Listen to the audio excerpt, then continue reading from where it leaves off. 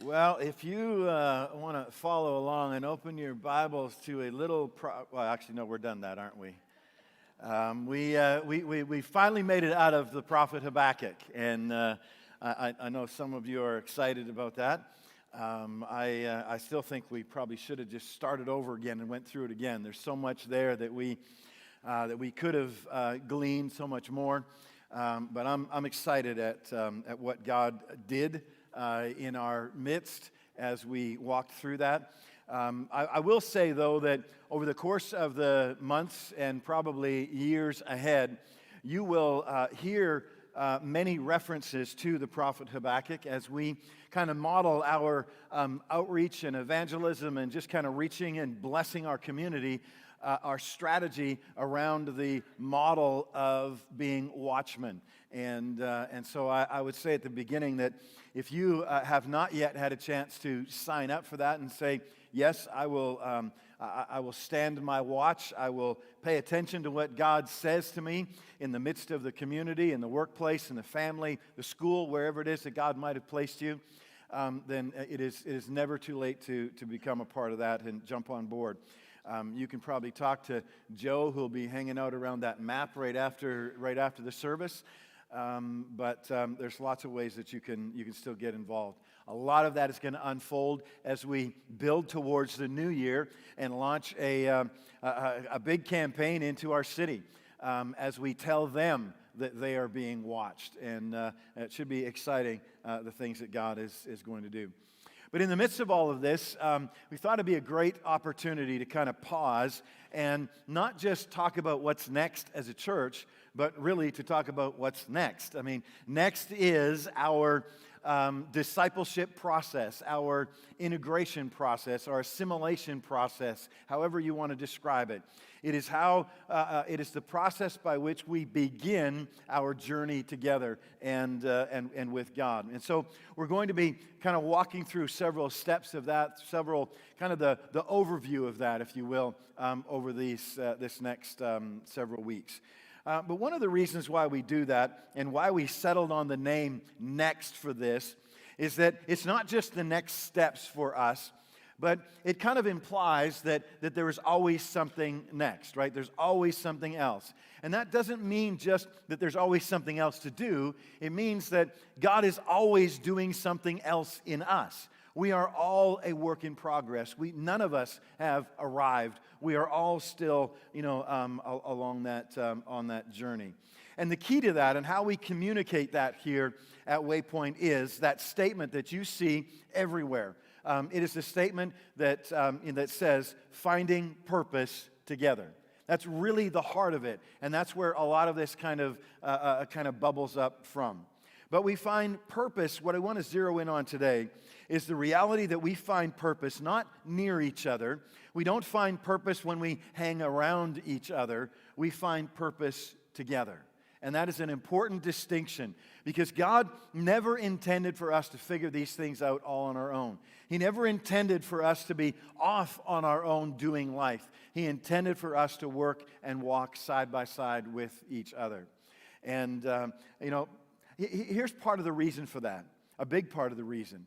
When I look out at the world around us, oftentimes we see it right here, in our own church and in other churches as well. I see people who are desperately searching for something.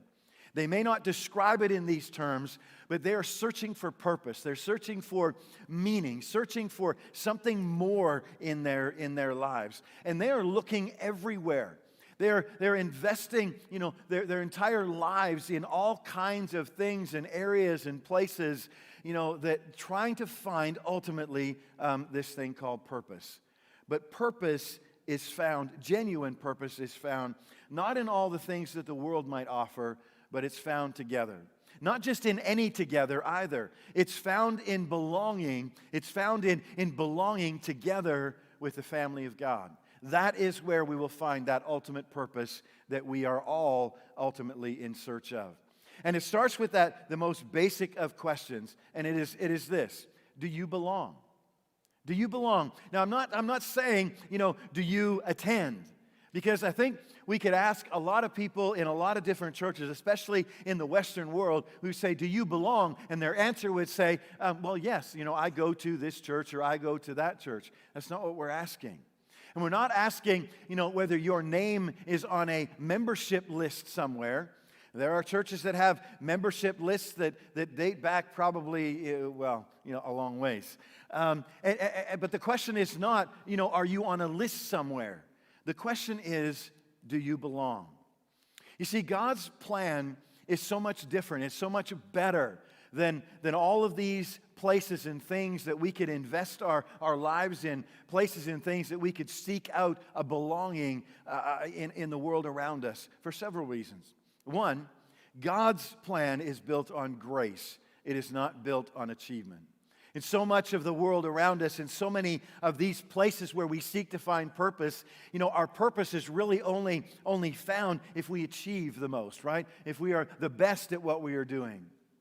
But also, in this purpose that we seek in God is found in looking forward, not in looking backwards. It's not, I think of maybe just the group that meets just around the corner from us, the VFW. They meet just around the corner. And, they get together and they reminisce and they encourage one another. It's based on the past. It's based on what has taken place, a shared experience. Those are great things, but God's purpose is something that points us forward, points us beyond. But it is also permanent, not temporary. I don't know if you've noticed this, but if you have invested, much of your energy and efforts and, ambition even into sports teams, sometimes they lose, right? We don't know anything about that here, but, sometimes sports teams lose. And sometimes they even disappear. They move. They go away. Players, they get old sometimes. And, pretty soon, all that you've invested your life in, this particular team or this particular player, they have vanished. But the purpose that we find in God is permanent. It is not temporary. And the other thing that I would say is that it is so much deeper. And by deeper, I mean not just in the sense of theologically, where it's information that you need to spend a lot of time considering. I'm talking about deeper, just with its implications. Its implications stretch into every aspect and every element of our lives. It's not the shallow stuff, the surface stuff that we find in the world around us.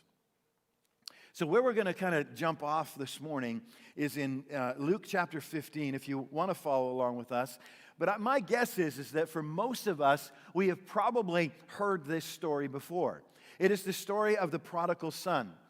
This is about a son, a young man who left belonging, this home that he belonged to, this family that he belonged to, this community that he belonged to, and he went out in search of purpose in the wide world around him. And it's a story about how he discovers that the very purpose that he was searching for, it was in the very place that he had left, not where he thought it was at all. So let me read just a little bit of this. In chapter 15 and verse 11, it says this. Then he said, that is, Jesus is explaining, he's telling this parable to a group of people that are gathered around him, and he says this. A certain man had 2 sons, and the younger of them said to his father, Father, give me the portion of goods that falls to me. So he divided to them his livelihood. And not many days after, the younger son gathered all together, journeyed to a far country, and there wasted his possessions with prodigal living. But when he had spent all, there arose a severe famine in the land, and he began to be in want. And then he went and joined himself to a citizen of the country, and he sent him into his fields to feed swine. And he would gladly have filled his stomach with the pods that the swine ate, and no one gave him anything. So there was this man who had 2 sons. The younger one essentially came to his father and said, Dad, give me my share of your estate. Give me your inheritance. I don't want to wait till you die. I want all of your stuff now. Give me my share and let me go.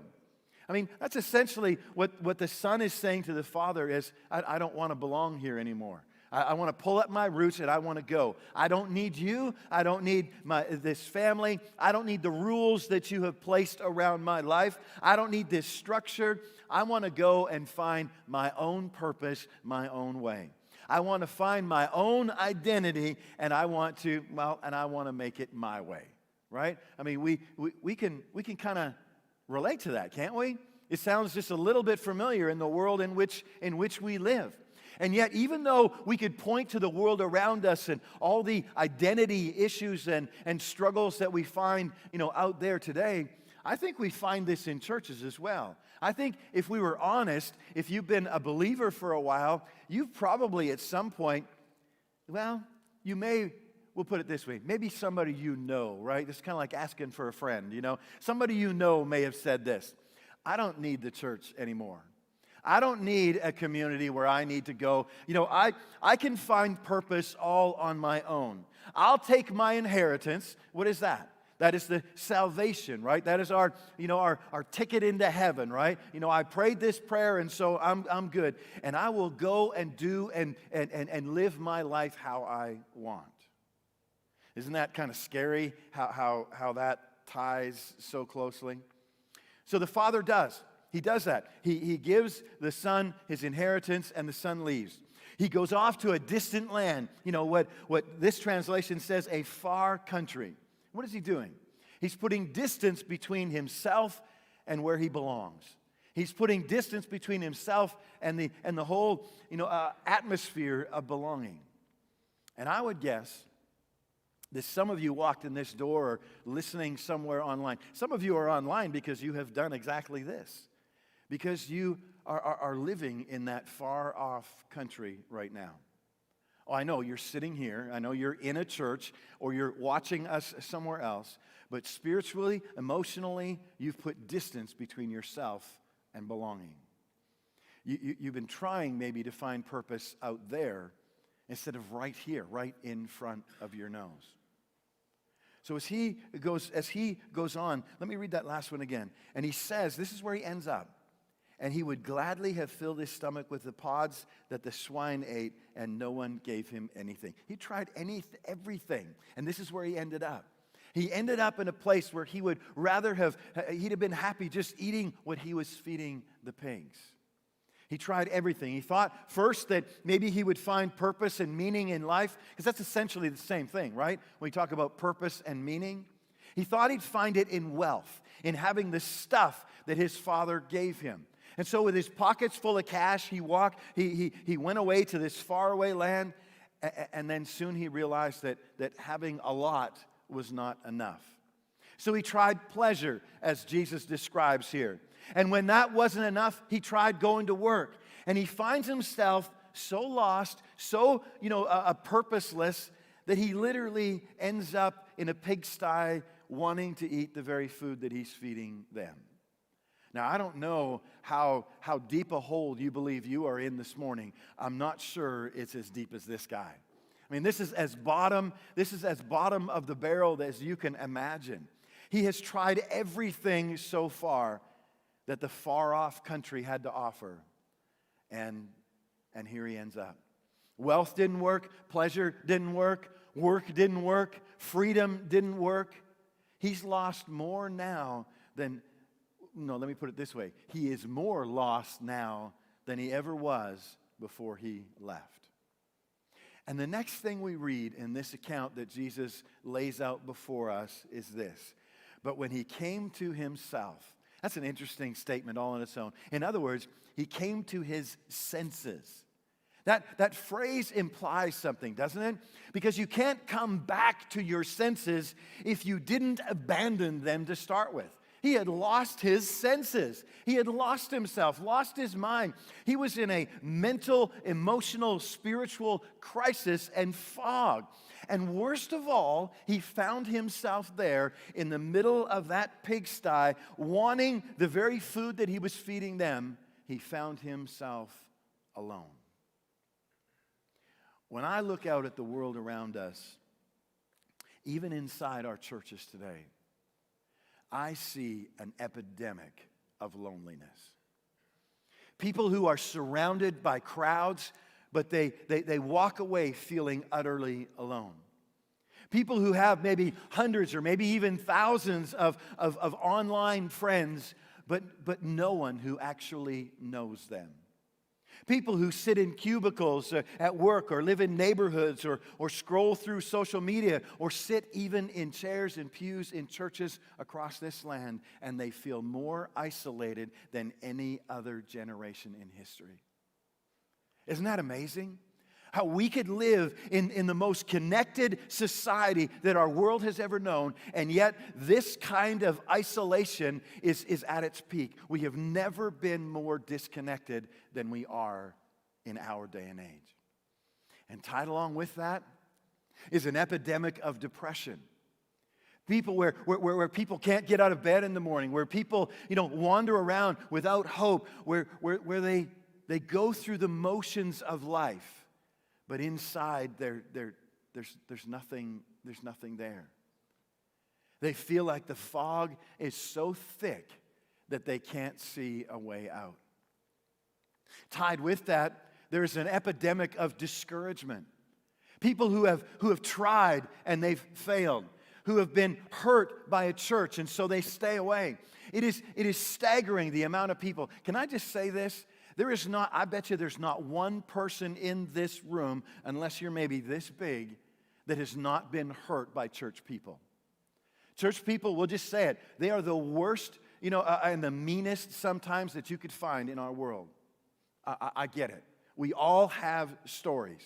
What happens, though, is that because we're afraid of that, we end up staying away. People find themselves in a place where they are so tired of fighting that many are just giving up. Now, these are all real issues. These things that they lead to and are contributed to by real mental health issues that we find in our society today. Things like depression, they are real issues, real challenges that people face. They're not just spiritual issues that you can just show up and say, oh, pray this prayer and everything is gone. No, please don't hear me wrong.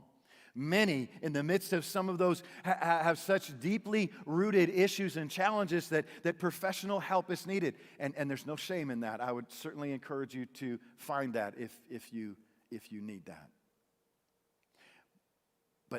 And this is critical. You see, those things alone will not heal if you're trying to fight them alone. You can't win alone. You see, what I've seen as I've read my Bible for many years now, what I've seen as I have counseled with individuals and couples over the years, what I've seen just watching from this position is this. Isolation is the fertilizer for depression. Isolation is the fertilizer for loneliness. Isolation is the fertilizer for discouragement. Those things grow and flourish when they're all alone. They thrive in the dark and lonely places. There is a reason why lions target, who they do. I mean, we know that, right? They target the ones who have been separated from the herd. Why? The isolated ones, the ones who are alone. Why? Because they are vulnerable. Because they are easy to take out. They're easy prey. You see, this is not just a spiritual issue. It's a medical issue, an emotional issue. It's a real issue that people deal with across our world. And I believe that at the heart of it is this isolation. Isolation, not just from one another, not just from people, but an isolation, a separation, if you will, from that hole inside of us that God created when He breathed life into Adam and Eve. A hole that was meant for Him. See, that's the heart of all of this. That's where it begins. And you know what? The enemy knows this. The enemy understands this. Satan's strategy has always been the same when coming against God's people. You isolate them, you separate them, you divide them, you get them alone, and when they are alone, they are vulnerable. Alone, well, any lie sounds like a truth, doesn't it? Alone, oftentimes when you're in a dark place all by yourself, you can't see how you can get out of it. Alone, you can convince yourself of almost anything. You can tell yourself a whole story in your head, and Satan just kind of whispers these things in our ears, doesn't it? Do we know what I'm talking about? When you're by yourself and you start hearing these things, your wife did this, your husband did this, that person who sits across the church, their nose all sprinkled up, they probably hate you for something. All of these things, and you walk away believing all this stuff. We walk away believing it. Do you notice where this son was when he hit rock bottom? He was by himself. He was alone. He was in a far-off country with no family, no friends. I bet you he had friends in the beginning, right? When you have pocketfuls of cash and you're out, you're partying in this new place where he had gone, he probably had friends for that he had acquaintances for that short amount of time. But he ended up with no friends, no community. It's just him and the pigs. That's isolation. And in that isolation, his judgment was impaired. In that isolation, his hope had disintegrated. His hope was gone. In that isolation, his identity was completely shattered. You see, that is what isolation does. It destroys you. It tells you lies. It says things like, you're too far gone. You are too bad. Don't even bother because you're not worth it. No one cares about you anyways. This is one of those things that sneaks into churches, I believe, more than any other lie in the world. Where you start to have some kind of an issue, and then Satan just whispers in your ear, you know what? Nobody at that church likes you anyways. Pastor doesn't care about you. All of these things start whispering into your head, and we start believing them. It is one of the greatest lies that Satan uses in our churches today to separate us, to isolate us. Why? So he can take us out. You see, all of these things, these lies tend to just echo and reverberate in our hearts and our minds when we are alone. And the longer we are alone, the louder and louder they get. Because there's no one there to speak truth in the midst of it. But watch what happens when he makes a decision to return to where he belongs, to belonging. Let me read a little bit more. Again, when he came to himself, when he came to his senses, in verse 17, he said, "How many of my father's hired servants have bread enough and to spare, and I perish with hunger? I will arise and go to my father and will say to him, Father, I have sinned against heaven and before you, and I am no longer worthy to be called your son. Make me like one of your hired servants." You know what happened here? You notice as Jesus is telling this story, telling this parable, as soon as this son starts moving back towards where he belongs, towards a place where he belongs, even before he gets there, something shifts. And the fog begins to lift. Hope begins to return. You can hear it in the way Jesus describes him. He begins as he comes to his senses, because isolation is the problem and belonging is the remedy. Isolation is the problem and belonging is the remedy. So let me say to us this morning, if you are battling depression, I am not saying to you, come to church, we'll pray over you, you'll be healed, you'll never struggle again. That's not how this works. It's a process more often than not. And you may need even greater help, and that's fine. But do not ignore the obvious. Do not try and fight this battle alone. Because you won't win. Because what will happen is isolation will amplify it. It will make it greater. It will make it bigger. It will make the darkness darker. And we all need people who can sit with us in the dark. We all need people who remind us that, you know what, you are not alone. People who will speak truth into the midst of the lies when they get louder and louder. I would say if you are battling loneliness, I know it's hard to reach out. And don't give me the excuse that I heard so many times, well, I'm an introvert. I don't really like people. So am I. probably worse than any one of you. I know how it feels to do that. I know how it feels to be vulnerable. And I know that most of us have been hurt in some way, shape, or form. But staying isolated because you might get hurt is choosing certain pain over a possible pain that we tend to manufacture in our minds. You're guaranteeing the very thing that you're trying to avoid, just like the son did as he went away. I would also say if you're battling discouragement, now I'm not sure where discouragement and depression and isolation and all those things, I don't know where one ends and another begins, because they really are kind of so meshed together, they're hard to pull apart. But if you're battling one of those, you need someone who will fight for you when you can't fight yourself. You need people who will believe in you when you have stopped believing in yourself. And you need people who will carry you when you can't walk. We all need that. You can't find healing in the far-off country alone. You can't find hope in isolation. You can't fight these battles alone. This young man tried, and it almost killed him. But the moment he began to point his eyes and his feet towards back to, belonging, everything began to change. Not instantly. It wasn't like, somebody waved a magic wand over and all of a sudden, his life was peachy keen and, everything was good. No, it was the trajectory of his life, though, that began to change. Because now he was not alone. Now he had, and if we had time, we'd walk through the entire passage, but we would read that he now had a father who ran towards him. He had a family who celebrated him. He had people around him that reminded him of who he was. That's what belonging does. It doesn't erase the struggle, but it means that you don't struggle alone. Everyone needs help sometimes. And I found myself there on occasion.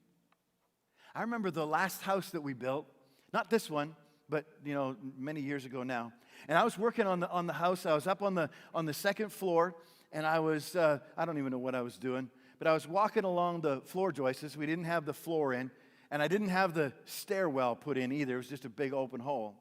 And I don't know what happened, but I slipped, and I ended up smack down on the floor. I'm just glad we hadn't, put the concrete in there yet. It was hard clay, but it wasn't concrete.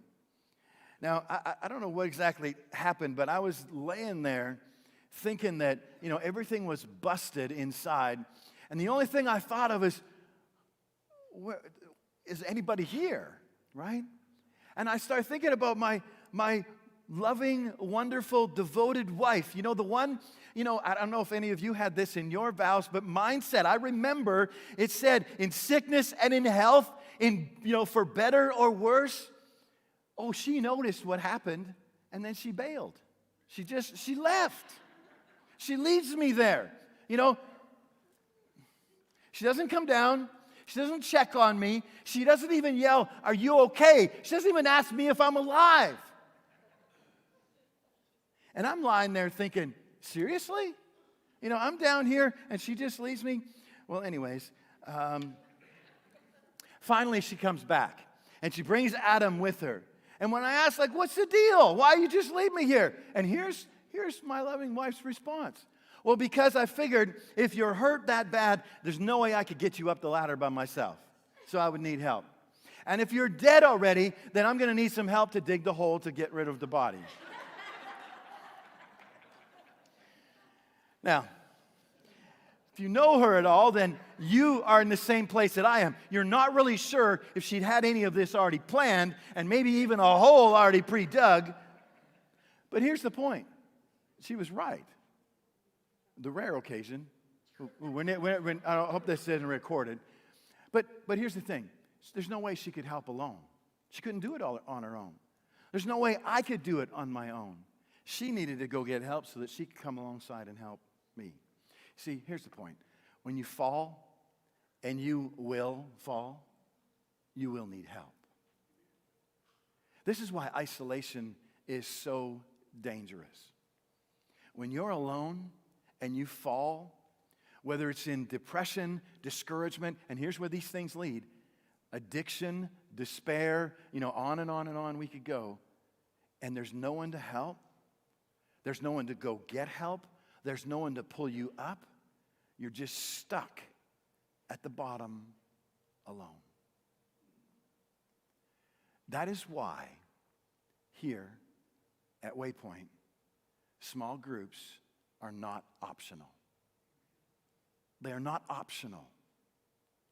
That is why membership, being a part, belonging, matters.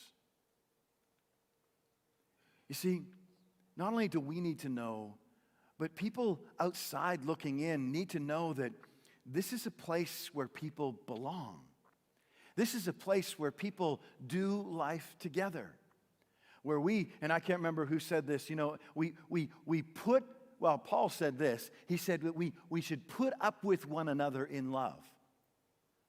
And as somebody that I know would say oftentimes, warts and all, we would put up with one another in love. A place where we belong to one another. And they begin to think then, as they look at us, maybe I could belong there too. This is not a place filled with perfect people, but this is a place filled with people who will walk side by side with one another in the midst of the mess and challenges of life. This is what our community needs to hear, as at the beginning of the year, we begin to communicate to them that we are watching over them. Because this is the heart of it. See, when the prodigal son wakes up and he realizes, I left belonging to find purpose, and all he ended up finding was emptiness. All he found was pig food. All he found was a far-off country that promised everything and delivered nothing. Doesn't that sound familiar to the world, to the society in which we live today? But back home, the place he left, back home, back in belonging, he recognized and as he began to come to his senses, he began to realize that even the servants have more than he does. That even the people on the very bottom rung of his father's house, they have more purpose and more meaning and more life than he has there on his own. And he makes a decision. He decides to go back to where he belongs. Not because he'd figured out purpose, not because he had it all together, not because of any of that kind of stuff. He just realized the very thing that he was searching for was right back where he left it, in his father's house, in his family, in his community, in belonging. Let me read just one more part of this. And so he arose and came to his father. But when he was still a great way off, his father saw him and had compassion and ran and fell on his neck and kissed him. And the son said to him, Father, I have sinned against heaven and in your sight, and am no longer worthy to be called your son. But the father said to his servants, bring out the best robe and put it on him, and put a ring on his hand and sandals on his feet, and bring the fatted calf here and kill it, and let us eat and be merry. For this my son was dead and is alive again. He was lost and is found. And they began to be merry. Remember what we said at the very beginning of this? Why God's idea of purpose is so much better? It's because it is filled with grace. Did this son deserve this? Absolutely not. But I want us to hear this. The prodigal son's problem wasn't that he left home. The problem is that he thought he could find purpose away from home. He thought that purpose would be found in wealth. Don't we see that today? He thought that purpose would be found in pleasure. I mean, we see that certainly today. He thought that purpose could be found in freedom. I don't have to follow anybody's rules. And he discovered that that's not all it was cracked up to be. You see, he couldn't find it in anything. And he realized that he had walked away from it. Purpose is in belonging. It always has been. He had to learn it the hard way. In a far country, feeding pigs, eating their food, absolutely rock bottom. And I would say that too many of us are learning things the hard way. Too many times we find ourselves feeding pigs, when today Jesus would say, come home. Come to belonging. Stop searching in a far-off country for what's waiting for you right here. What did Jesus say? Come to me, all who are weak and heavy laden, and I will give you rest. Now, I'm full aware that there's a lot more to this account that Jesus lays out for them. And I know that this was not the only son in the midst of this that had some issues. But here's the point that I want us to catch of all of this. Because that's generally what a parable does, right? It makes a point. Here's the point. Alone stinks.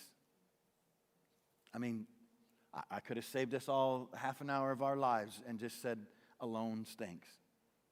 Especially when you find yourself in a pigsty. But I would say to us, now is the time to choose whether you are going to keep searching everywhere else, or if you'll join us as we find purpose together and see what God has in store. Here's how we do this. It starts, of course, by joining the family of God, by giving your heart and life to Jesus Christ. If you are trying to live in our world that is so filled with all of these things, so isolated, if you're trying to do that without Jesus, you will never, ever succeed. You will find yourself just going further and further down. And it starts by accepting that grace, the very same grace that is modeled by the Father in this very parable, who would accept that Son with open arms. You see, it doesn't matter what has happened in our past or how bad we think we are. When we lay it all at the foot of the cross and say, forgive me, not based on what we have done, but based on the sacrifice that Jesus made on the cross, then we start that journey of belonging. The second thing is to get on board with what's next. You see, too many of us have become too satisfied by just taking our inheritance, putting it in our pockets, and just kind of walking away, when there's so much more that God has in store for us. So I would encourage you, in your pocket in front of you, yes, there's a welcome card, but there's also one of these. This is our discipleship process. This is our, how we, let people know who we are as a church. It is all of those things kind of wrapped up into one. And we're going to be starting the very first one of these in the middle of January. We figured you'd probably eat too much turkey and too many presents and all that kind of stuff between now and then. But in January, we're going to do the first one. A perfect time to figure out what's next for you and whether this is the right place for that. But the other thing that I would say is just invite you to join us on this journey. There's a reason why, again, these things have done intentionally. There's a reason why the name of our church is Waypoint and not things like Summit or Mountaintop or something like that. And they're fine if, there's great churches that are named that. I'm just saying what we wanted to make sure we communicated is that we are just a stop along the way. We are just one step along the way. We haven't arrived at the top. And if you came hoping that this was a place where you would find all the answers, where where you found a perfect church, I'm sorry, because everybody across the board in this place is still on a journey, including me. But I would invite you to get on board and join us in the journey. We are embarking on a crazy opportunity to stand watch, to be watchmen in our communities, in our neighborhoods, in our schools, in our workplaces. You know what? You can't do that alone. A watchman who stands alone is doomed. But one who stands with a community around him, when he gets tired, one will stand in his place. When he gets tired, one will go and pick him up. When he gets tired and discouraged, one will come alongside and remind him that he is not alone. You see, we find purpose together. We find purpose in belonging.